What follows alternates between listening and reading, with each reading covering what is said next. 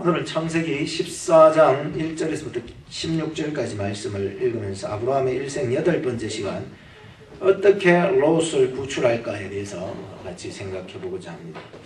여러분 앞에 보시는 그림이 두 가지로 나눠져 있을 것입니다. 한쪽에 이쪽에는 전쟁하기 전이었습니다. 전쟁하기 전이었고 이쪽 그림은 전쟁이 터지고 난 후에 된 그림입니다.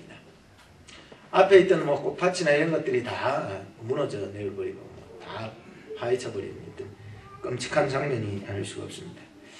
어느 시대를 막론하고 전쟁이 없던 시대는 없었습니다. 역사 속에서. 여러분들 생각해 보세요. 구약에서 신약 혹은 세계사에서도 여러분 볼 때 나라마다 전쟁이 있었습니다. 지금도 세계 곳곳에는 크고 작은 전쟁들이 치워지고 있는 것입니다. 물론 나라뿐만 아니라 사실은 우리 가정 속에도 보이지 않게 전쟁이 일어날 수가 있고 사회 속에서도 직장 속에서도 하물며 우리 교회 안에서도 영적인 전쟁은 계속되어지고 있다라고 하는 것입니다. We are the world라고 하는 그런 노래 여러분들이 아시죠? 그 노래에 이런 가사가 있더라고요. 우리는 하나의 세계이며 우리는 같은 하나님의 자손입니다. 우리는 함께 밝은 미래를 만들어가야 할 사람들입니다. 그러니까 진심으로 베풀어요. 지금이야말로 우리 삶을 구원할 기회입니다. 맞아요. 우리 함께 더 나은 세상을 만들어야 해요. 바로 당신과 내가 말이에요. 이 곡은 어떻게 보면 아프리카의 그 난민들을 돕고자 해서 만들어져서 이 미국의 많은 이 가수들을 통해서 많이 불러지고 했던 노래인데 지금 지구촌에 살아가는 우리 모두가 하나님의 자녀고 또 그들도 구원을 받을 수 있는 자격이 있고 우리가 함께 더 좋은 세상을 만들어가자라고 하는 어떤 이런 내용들을 싣고 있는 것입니다. 복음송에도 보면은 그런 노래가 있습니다. 세상은 평화를 원하지만 전쟁의 소문은 더 늘어간다. 이 모든 인간 고통 두려움뿐 그 지겨움이 끝없네 라고. 그 뒤에 가사를 보면은 그러나 주 여기 계시네. 우리가 아들 믿을 때 그의 영으로 하나 돼. 우리가 아들 믿을 때 그의 영으로 하나 돼. 하나일세 우리 모두 다 하나일세. 우리 모두 다 하나일세. 우리 모두 다 하나일세. 여러분 어떻습니까? 세상은 평화를 원하고 있지만은 전쟁의 소문은 점점 더 늘어나가고 있는 이때가 아닐 수가 없는 것입니다. 오늘 이 복음송의 내용에도 보면은 우리가 한 형제 자매고 하나님 안에서 하나가 되어야 된다라고 하는 것을 내용을 담고 있음에도 불구하고 세상은 점점 전쟁의 소문이 늘어나고 있는 것을 보게 됩니다. 오늘 성경에 보면은 대략 이 가나안 남북 전쟁이 터진 때가 BC 2082년경으로 거슬러 올라갈 수 있습니다. 이 가나안 북쪽 지역에 4개의 나라가 연합을 해서 한 패가 되고 또 남쪽 지역에 5개 나라가 연합을 해서 한 패가 되어서 이 가나안의 남과 북이 전쟁이 붙었다는 거예요. 그래서 이걸 일컬어서 가나안 남북 전쟁이라 이렇게 성경에서는 말하고 있습니다. 1절, 2절을 보시게 되면 이런 내용이 나옵니다. 북부 지역은 시날왕, 엘라살왕, 엘람왕, 고임왕 이렇게 4왕으로 한 패가 되고 남부 지역은 소돔왕, 고모라왕, 아드마왕, 시납왕, 스보임왕, 벨라왕 이렇게 5개의 나라가 연합국이 되어서 한 패거리가 되어서 이 남과 북이 갈라져서 싸움이 일어나게 되었다는 것입니다. 현재 여러분 우리 한반도의 정세를 한번 살펴봐도 그렇잖아요. 어제 새벽에도 제가 뭐 잠깐 얘기는 했지만은 북한이 지금 제3차 핵실험을 한 후부터 더욱 도발적인 행동을 해나가고 있습니다. 한국과 미국도 더 이상 뭐 가만히 지켜볼 수만은 없어서 여기에 맞서서 어떤 전투적인 태세를 취하고 있는 이런 실제입니다. 만약에 전쟁이 일어나게 되면은 누가 이길까요? 만약에 한국이 이길 것이라고 국제 정세에서 보고 있습니다. 그런데 그 피해는 제1차 세계대전 당시의 피해와 방불하다는 거예요. 제1차 세계대전은 1914년에 시작해서 4년 4개월 동안 벌어지게 되었는데 영국, 프랑스, 러시아 등의 주요 연합국이 한 패가 되고 또 독일이나 오스트리아, 불가리아, 또 오스만 이런 나라들이 연합을 해서 한 패가 되어서 싸운 전쟁이잖아요. 그때 약 900만 명이 전사를 하게 되었다고 보고를 하고 있습니다. 근데 여러분, 전쟁이 휩쓸고 지나간 자리는 어쨌든지 깊은 상처만 남게 되는 것이 사실입니다. 오늘날 세계는 기억하고 싶지 않은 전쟁이 있을 것입니다. 그것은 1950년에 일어났던 우리 한국 전쟁을 다시는 기억하고 싶지 않을 거예요. 특별히 우리 한국 사람들은 더없이 이 전쟁만은 기억하고 싶지 않을 것입니다. 우리가 뭐 사진을 보아서도 알겠지만 다 어린 아이들로부터 어른들까지 다 짐 싸들고 도망가는 그때의 그 모습 생각하면 끔찍하겠지요. 근데 우리는 기도해야 합니다. 이런 전쟁 많은 세상 속에서 다 잡아먹으려 하는 이 세상 속에서 우리 그리스도인들은 이 땅 위에 하나님의 평화가 이루어지기를 우리는 기도해 나가야 될 것입니다. 자, 본문으로 한번 돌아가 봅시다. 가나안에 지금 남북 전쟁이 발발하게 된 그 원인을 우리가 잠깐 살펴볼 수가 있습니다. 그것은 지금 남부 지역의 나라들이 북쪽 지역의 맹주였던 이 엘람 왕 그돌라오메를 12년 동안을 섬겨왔었어요. 그래서 남쪽 나라들이 북쪽의 나라의 그 엘람 왕을 섬겨왔었어요. 맹주니까. 그 북쪽에서도 맹주가 있잖아요. 대장님이. 그를 섬겨왔었던데 12년 동안이나 그렇게 섬겼는데 13년째가 될 때에 배반을 하게 됐다고 얘기를 하고 있어요.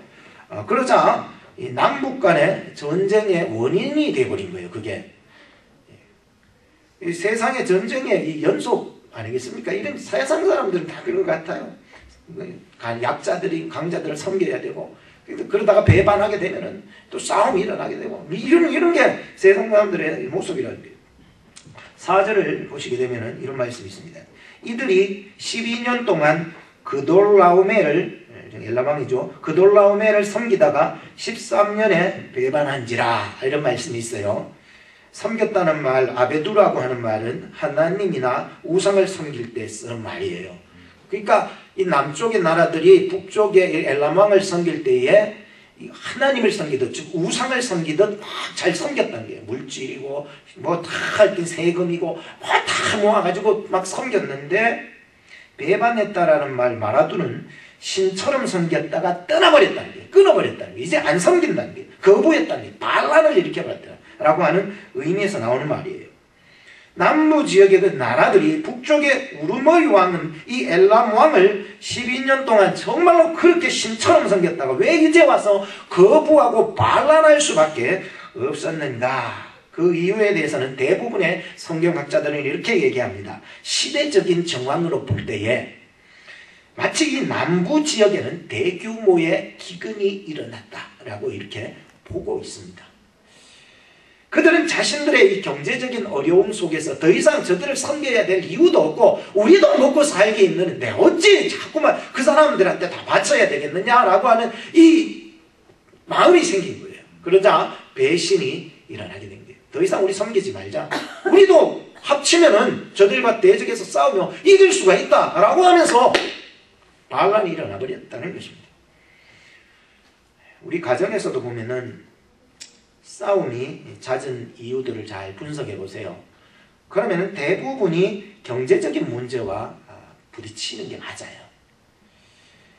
왜 당신은 그것밖에 못 벌어오고 왜 당신은 그것밖에 못하느냐라고 하는 것이 아내의 입장인 거죠. 남편은 기가 죽어가지고 의아노. 우리는 사실 가정뿐만 아니라 사회, 기업, 사람들이 모였다라고 하는 그 공동체에서 제일 부딪히는 문제가 뭐냐? 경제적인 문제라고 생각을 해요. 이거 먹고 왜 사냐는 거예요. 이거 해가지고 어떻게 사냐라고 하는 문제에 부딪히는 게. 그러다 보면 나중에는 돈 하다가는 돈 때문에 돈을 섬기고 돈 때문에 사람을 배신하게 되고 이런 일들이 벌어지게 되어 있다는 거예요. 이게 뭐냐면은 세상의 법칙이라는 거예요. 하나님의 나라 법칙과는 굉장히 달라요. 세상의 나라는 이 이 경제적이고 물질적이고 이 돈, 황금 이런 것들에 매여 있다 보니까는 자칫 잘못해서 우리가 하나님의 나라를 잊어버리고 하나님을 잊어버리게 되면은, 천국을 잊어버리게 되면은 우리가 이 세상의 법칙대로 그냥 휘둘려서 살아가게 된다라고 하는 거죠. 물질 만능주의가 이제 흘러가게 되면은 어떻게 되느냐 하면 보이지 않는 것이 보이는 것에 의해서 지배가 되게 되는 거예요. 물질을 숭배하게 되고 돈이 세상을 움직이고 돈 때문에 배신이 일어나게 되는 거예요. 이런 사람들은 결국 하나님이나 천국이나 구원이라고 하는 보이지 않잖아요. 여러분 하나님 보셨습니까? 천국이 여러분의 손에 잡힙니까? 구원이 뭐 어디 뭐 대수입니까? 10원보다 모자란다고 아주 웃긴 얘기지만 이게 그런 취급을 받는 이 세상 아니겠습니까? 하나님이 어디냐는 거예요. 구원이 뭐가 필요한 거예요? 신앙이 무슨 의미가 있냐라고 하는 거예요. 그들에게는 물질과 황금과 돈과 이런 것이 하나님보다도 우위에 올라가서 그것이 최고고 이것으로 인해서 좌지우지되고 그것이 신이 되어서 그것으로 말미암아 뭐 천국이고 신앙이고 뭐 하나님이고 아무것도 안 보이는 거예요. 그러니까 우리가 물질이 필요 없는 것은 아니에요.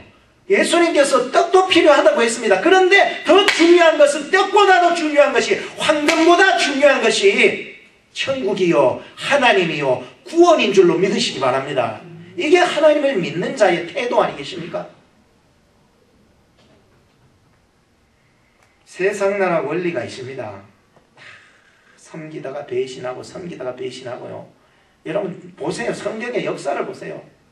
섬기다 배신하고 섬기다 배신하고 나라들이 가만히 있는 나라가 어디 있습니까? 성경의 역사 속에서부터 어떤 제국이 또 이 제국을 잡아먹고 아수르가 바벨론에 의해 점령되고 바벨론은 바사에 의해서 점령되고 나중에 로마에 의해서 점령되고 여러분 세상은요 전부 다 이게 섬기고 배신하고 섬기고 배신하고요. 결국 이러한 세상의 법칙은 약육강식이에요. 강한 자가 약한 자를 이기고 빼앗고 무시하고 죽이고 잡아먹어버리는 그러한 경우 세상 나라죠. 이 세상 나라에 속한 그들의 전쟁은 결국 누가 이기게 됩니까? 강한 자는 이깁니다. 이 세상 나라 법칙이라니까요. 세상적으로 보면 예수님께서도 강한 자에 의해서 십자가에 못 박혀 죽어버린 거예요. 예수님이 원하셨던 그런 나라는 이런 나라가 아니지 않습니까? 자, 어떻게 됩니까? 지금 남과 북의 가나안 이 싸움이 일어나게 되고 결과는 어떻게 됩니까? 북쪽 연합군의 승리가 일어나게 됩니다. 결국 강한 자였던 것입니다. 남쪽 사람들은 북한을 그렇게 신처럼 섬겼고 안 되겠다 배반해서 막 싸움질을 하다가 결국은 지게 됩니다. 북쪽 연합군이 승리로 전쟁이 끝이 납니다. 그래도 어떻게 되죠? 성경을 보니까 남쪽 왕들은 도망을 갑니다. 군사들은 도망가다가 역청구덩이에 빠지고 안 빠진 군사들은 꽁지 빠지게 멀리 도망가고 말았습니다. 바로 그때에 가나안의 남동쪽 요단 동편 쪽 거기에 있는 소돔 땅이 점령이 되는 거예요. 그런데 소돔에 누가 살고 있었습니까? 바로 아브라함의 조카 롯이 살고 있었습니다. 소돔이 그렇게 점령되면서 그곳에 있던 사람들이 잡혀가고 롯도 잡혀가고 재산도 하인들도 다 약탈되어서 포로로 끌려갑니다. 포로로 끌려가면 어떻게 됩니까? 죽일 수도 있고 종으로 팔릴 수도 있고 뭐 다 어떻게 되는 거예요. 여자들은 뭐 다 아끼게 되고 뭐 다 그래 되는 거예요.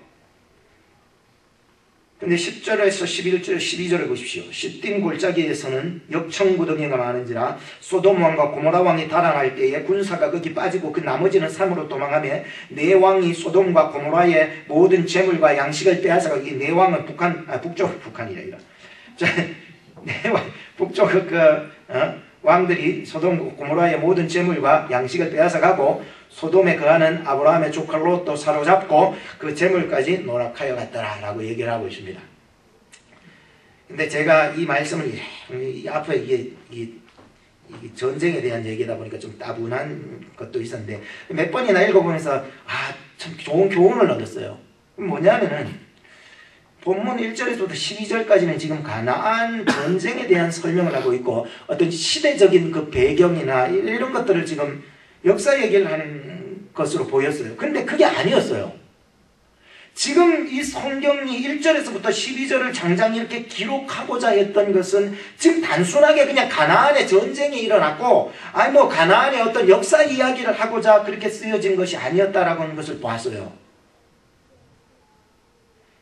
세상의 이 전쟁 얘기를 하고자 지금 이 창세기 성경이 기록한 게 아니라는 거예요. 세상 이야기, 세상 전쟁 뭐 이거 기록하려고 이렇게 기록한 것이 아니라 그 다음 구절들이 중요했어요. 과연 이 세상에 복잡하고 얽매이고 세상 나라 속에서 일어나는 이 전쟁 속에서 과연 내가 택한 아브라함은 어떻게 하고 있느냐라는 거예요. 이게 중요하지 않습니까? 과연 우리가 살아가면서도 이 험악하고 세상 속에서 내가 택한 하나님의 백성은 어떻게 해나가고 있었냐라고 하는데 주목되고 있더란 말이죠. 거기에 초점이 있는 거예요. 오늘 우리는 아브라함의 신앙 있는 자세 속에서 나타난 세 가지의 중요한 자세들을 간략하게 살펴보도록 하겠습니다. 13절을 한번 보시기 바랍니다. 도망한 자가 와서 히브리 사람, 도망했다라고 하는 것은 남쪽의 어떤 한 패전병이겠죠. 도망한 자가 와서 히브리 사람 아브라함에게 고하니 때에 아브라함이 아모리 족속 마므레의 상수리, 마므레는 사람 이름입니다. 마므레의 상수리 숲을 근처에 거하였더라. 마므레라는 사람이 아마 아브라함과 가까웠고 그가 자기의 숲을 주어서 살게 했던 거지요. 아브라함에게. 그러자 마므레는 에스골의 형제요 또 아넬의 형제라 이들은 아브라함과 동맹한 자들아 라고 하는 표현을 하고 있습니다. 전쟁에 피해서 피해전병이 아브라함에게 소돔의 소식을 말해준 거예요.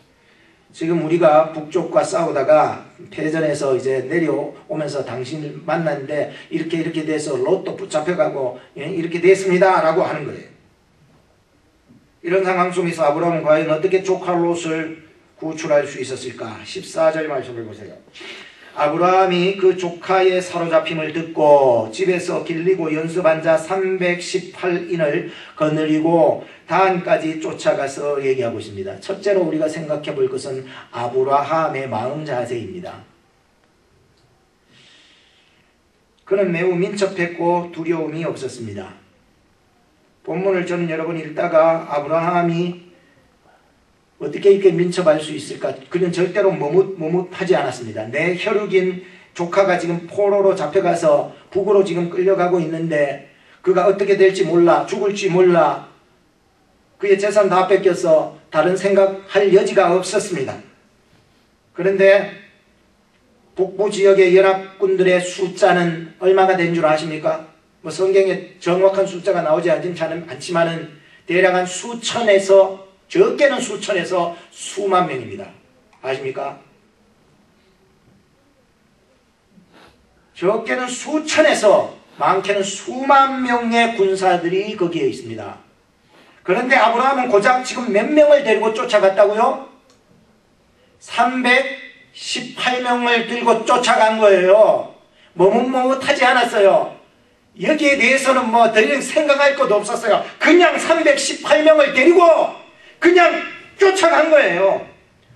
수적으로 보면은 어떻게 해볼 수 있는 상황이 아닙니다.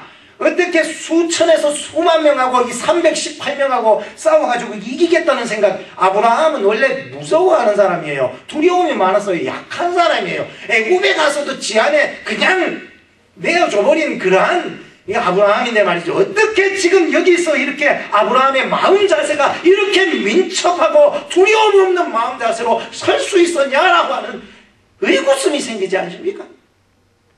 칼빈은 이렇게 이 부분을 해석합니다. 아브라함이 데리고 갔던 그 318명은 군사적 목적으로 훈련된 사람이라고 생각하지 말라. 그렇잖아요. 뭐 아브라함이 언제 군사적 목적으로 사람 데리고 댕긴 것도 아니고. 근데 그 뒤에 보면 그들은 어릴 적부터 함께 자라고 함께 동락하면서 따라왔었던, 어릴 적부터 같이 왔었던, 어려움이 왔을 때 함께 해결했던 가족 같은 하인들이었다. 이렇게. 아브라함이 어려움에 처해 있을 때 죽을 각오를 하고서라도 그와 함께 해결해 줄 수 있는 사람들이었다. 왜 성경은 이 318명을 군사적인 목적으로 얘기를 하고 있는지 모르겠다는 거예요. 칼빈은. 사람들이. 여기에 나오는 318명은 군사가 아니에요. 그냥 이렇게 어릴 적부터 그런 거 있잖아요. 저도 옛날에 고추밭에 고추 딸 시기에 너무 일손이 부족했을 때 친구들한테 야 우리 고추밭에 고추 좀 따야 되는데 같이 좀 도와달라니까 그냥 아무 소리 안 했어. 그냥 와서 그냥 내 친구니까 그냥 와가지고 고추 따는 거예요. 마음엔 안 들었지만은 우리 엄마 보기에는 다 왜냐면 고추 따다 보면은 고추만 따야 되는데 고추 가지까지 다 부러뜨려버리는 이런 일들이 있다 보니까 그럼에도 불구하고 그거보다는 와서 정말로 내 친구가 일을 하니까 송거도 붙이고 그냥 와서 돕겠다는 그 마음 말이죠. 함께 하겠다는 게. 어떤 전쟁이 일어났을 때도 참 어려움을 당하면 손을 걷고 나가서 함께 해주겠다라고 하는 그러한 사람이 정말로 진짜 동력자가 아닐 거 생각을 하는 거예요. 그럼 요즘 이를 보면은 몇몇 군인들은요, 나이가 차서 억지로 이제 군대 가는 그런 군인들은 뭐 다 그런 군인지는 않지만 몇몇 군인들은 그래요. 시간 때우려고. 그러니까 군대 들어가 몇 달 지나면서부터 이제 나 며칠 남았다고 그걸 기록하고 있는 실정이다 보니까 그게 어디 뭐 전쟁 나면은 이게 그런 정신으로 뭐 어떻게 되겠습니까? 다는 그렇지 않습니다. 직업 군인들은 어떻습니까? 경제적인 문제 때문에 지원했다 보니까 이것을 그냥 직업으로만 생각해서 하루 정해진 시간에 출근했다 퇴근하고 뭐 이런 경우가 아니겠습니까? 다 그런 거 아니겠죠. 오늘 본문에 나오는 이 318명은 억지로 간다거나 직업적으로 가는 자들이 아닙니다. 그 누구보다도 아브라함의 마음을 이해하고 아브라함이 죽고자 한다면 나도 따라 죽겠다라고 하는 이런 마음을 가졌던 사람이에요. 지금 이 318명이. 그러니까요, 이런 사람들과 함께 하면은 진짜 뭐 쓰잘데기 없는 군사들 뭐 1000명을 갖다 놓은 것보다도 훨씬 강한 힘을 발휘하지 않겠냐는 거예요. 근데 지금 아브라함이 조카 롯을 구출하고자 하는데 그들은 말하기를 뭐 누가요, 언제, 어디서, 무엇을 어떻게, 언제 가겠습니까? 이런 거 안 물어봐요. 그냥 아브라함이요, 간다라고 할 때 그냥 그런 것 안 물어봐요. 진짜 친구는 그거 안 물어봐요. 그거 언제 물어보고 따라가서 싸우니. 그냥 네가 가겠다면 내가 너의 편이 돼서 내가 함께 해주겠다라고 나 죽기까지 네가 죽는다면 나도 죽음의 길로 가겠다라고 하는 이 명이 318명이었다는 거죠. 오늘 우리 교회에도요, 이런 하나님의 일꾼들이 필요하다고 생각을 합니다. 누가요? 목사님 언제요? 왜요? 어떻게요? 이게 중요한 게 아니라 그런 거예요. 여호수아는 이렇게 말합니다. 여호수아 24장 15절에 만일 여호와를 섬기는 것이 너희에게 좋지 않게 보이거든 너희 열조가 강 저편에 섬기던 신이든지 혹 너희의 거하는 땅 아모리 사람의 신이든지 너희 섬길 자를 오늘날 택하라. 오늘 나와 내 집은 여호와를 섬기겠노라 했습니다. 저를 이곳에 보내주신 분은 하나님이신 줄로 여러분도 믿으시기 바랍니다. 하나님의 말씀을 전하기 위해서 저는 왔고 여러분들이 나를 목사로 받아주시고 내가 여러분들을 목회하고 있고요. 여러분들이 정말로 하나님의 나라를 꿈꾸며가는 아브라함과 같은 사람이 되기를 바라는 것이죠. 엘리야는 이렇게 말했습니다. 열왕기상 18장 21절에 보면 너희가 어느 때까지 두 사이에서 머뭇머뭇하려느냐. 여호와가 만일 하나님이면 그를 쫓고 바알이 하나님이면 그를 쫓으라고 얘기하고 있는 거예요. 오늘 우리 앞에 딱 섰을 때에 내가 하나님을 쫓은가 바알을 쫓을 것인가 세상을 쫓을 것인가 천국을 쫓을 것인가 신앙이냐 세상이냐 여러분 앞에 놓여져 있는데 여러분 뭘 선택하겠냐라고 하는 거예요. 머뭇머뭇하지 마세요. 왜 머뭇머뭇해요? 하나님의 백성은 거기에서 고민하지 않아요. 그냥 하나님 쪽을 택하게 되어 있다라고 말씀드리고 싶은 거죠. 다니엘은 이렇게 말했습니다. 다니엘서 1장 8절에 다니엘은 뜻을 정하여 왕의 진미와 그의 마시는 포도주로 자기를 더럽히지 아니하리라. 설교할 때 이게 얼굴이 빨개지고 또 내가 목소리가 굵어지는 거 보니까 또 이렇게 좀 낮춰야 됩니다. 어쨌든지 다니엘도 어디를 가든지요 항상 하나님의 나라 그것을 꿈꾸며 기도하고 교회를 생각하며 꿈꾸고 기도하고 하나님의 일을 할 때 꼭 두 사이가 있습니다. 정말입니다. 하나님의 일을 할 때는 두 길이 있어요. 두 사이에서 절대로 머뭇하는 것은 좋지 않습니다. 교회가 요구할 때 두 말 없이 이 일을 감당할 수 있는 하나님의 종들이 되기를 바라고 하나님이 시키실 때 두 말 없이 할 수 있는 교인들이 되기를 바라고 하나님의 일을 함에 있어서 머뭇거리지 마세요. 목사님이 일을 시킬 때에도 정말로 머뭇하지 말고 그 일이 하나님을 위한 일이라 라고 생각해 주신다면 오늘 우리 앞에 어떤 수천 수만의 대적이 있더라도 하나님은 이김을 주실 줄로 믿습니다. 15절 말씀을 보세요. 그 가신 종들이죠. 그 종들을 나누어서 가신을 나누어 밤을 타서 그들을 쳐서 파하고 다메섹 좌편 호바까지 쫓아갔대요. 참. 아브라함의 전쟁의 방법이 있습니다. 그냥 아무 방법도 없었던 건 아니에요. 근데 그 방법은요, 어찌 뭐 특별한 방법은 아니에요. 뭐 밤에 몰래 가가 적진에 들어가서 싸웠다는 방법 얼마든지 여러분 성경 속에서도 많이 볼 수 있고 얼마든지 누구라도 생각해낼 수 있는 방법이에요. 그거는 그러니까 특별한 방법은 아니에요. 오늘 우리가 하나님의 일을 하는 데 있어도 뭐 방법, 뭐 계획 이런 것들이 중요한 것보다도 하나님께서 나와 함께 하신다는 그 믿음이 있어야 된다는 거예요. 아브라함은 아무런 방법과 계획 없이 그렇게 수많은 적진 속으로 들어가지 않았습니다. 근데 그 계획이 특별한 계획이 아니었습니다. 그냥 밤에 적진에 들어가서 쳐서 그들을 파하고 이겼던 것입니다. 왠지 아십니까? 왜 특별한 방법도 없었는데 이 방법이 이긴 줄 아십니까? 저는 이 전쟁이 사람의 전쟁이 아니라 누구의 전쟁? 하나님의 전쟁이었기 때문이었다는 것을 보았습니다. 하나님께서 역사하실 때는 방법의 문제가 아니라고 생각합니다. 여리고성은 7바퀴 돌고 소리만 쳤는데 무너졌습니다. 어떻게 그게 기드온은 300명의 용사로 13만 5천 명을 이겼습니다. 이스라엘 군사가 원래 3만 2천 명이었는데 추려가지고 300명을 뽑아서 그들이 가졌던 무기가 뭡니까? 뭐 칼을 들었습니까? 뭘 들었습니까? 무기를 해봤자 횃불, 황아리, 나팔. 어떻게 전쟁의 목적으로 쓰여질 큰 도구가 아니었습니다. 엘리사는 아람 군사들에게 둘러싸였을 때 그는 이렇게 말했습니다. 두려워하지 마라. 우리와 함께한 자가 저와 함께한 자보다 많으니라 했습니다. 여러분 이 세상 살아가면서 두려워하지 마시기 바랍니다. 하나님께서 천군 천사를 보내서 여러분 뒤에 진치고 계심을 꼭 믿으시기 바랍니다. 창세기 14장 20절에 보십시오.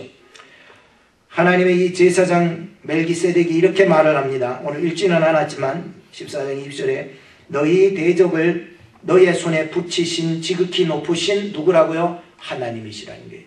오늘 이 싸움을 이기게 하신 분은 아브라함 네가 아니라 바로 하나님께서 너의 손에 붙여주신 싸움이었다라고 거룩한 하나님을 믿는 대제사장 말했잖아요. 사랑하는 여러분, 여러분의 영적 전쟁은 무기에 많고 적음이 아닙니다. 사람의 숫자에 달려있지 않아요. 하나님께서 함께 하신다면 그 사람은 반드시 승리하게 된다는 사실을 말씀합니다. 신명기서 31장 6절에 보면 너는 마음을 강하게 하고 담대히 하라. 그들을 두려워 말라. 그들 앞에서 떨지 말라. 이는 네 하나님 여호와 그가 너와 함께 행하실 것임이니라. 반드시 너를 떠나지 아니하시며 버리지 아니하시리라.